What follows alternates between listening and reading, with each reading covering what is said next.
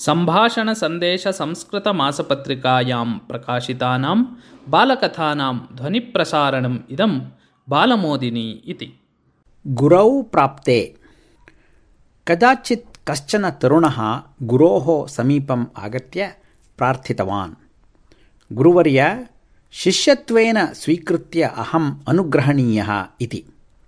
तदा गुरुः अवदत्, भोः, आश्रमे एतावता एव शताधिकाः शिष्याः सन्ति, अतः तव स्वीकारः भवितुं नार्हति इति। गुरुदेव, मम स्वीकारं मा निराकरोतु भवान्। मम निमित्तं कापि व्यवस्था न आवश्यकी। भवान् यत् कार्यं वदेत् तत् कुर्वन् स्थास्यामि अहम्। अस्तु तर्हि, पाकशालायां पेषणादिकार्ये साहाय्यं कुरु इति अवदत् गुरुः। शिष्यः एताम् आज्ञां शिरसा वहन् पेषणादिकार्ये उद्यतः अभवत्। आश्रमे जनाः बहवः, अतः सर्वदा पेषणादिकार्यं पाकशालायां भवति स्म एव। तत् श्रद्धया अकरोत् शिष्यः।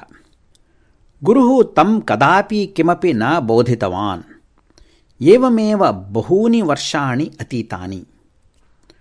गुरोः अन्तिमकालः सन्निहितः, अतः सः गुरुपदम् अन्त्यस्मै दातुम् ऐच्छत्।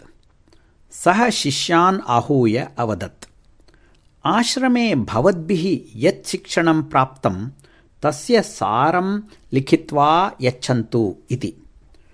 प्रायः सर्वेषाम् आशयः समानः एव आसीत्।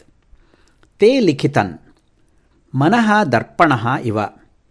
गुरुः स्वबोधनैः तत्रत्यान् धूलिकणान् दूरीकरोति।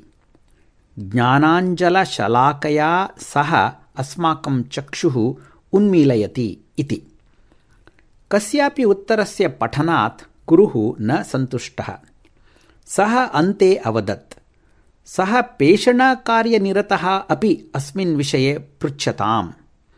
सा तु अशिक्षितः, किं वा वदेत् सः इति चिन्तयन्तः शिष्याः पेषणकर्तारम् अवदत्, भवता यत् अत्र प्राप्तं तत् साररूपेण वद इति।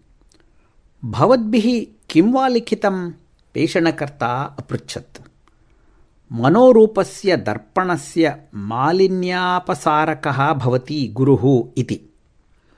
तदा सः पेषणकर्ता अवदत्, सुहृदः, गुरौ प्राप्ते पुनः मनः अस्मत्समीपे क्व भवेत्?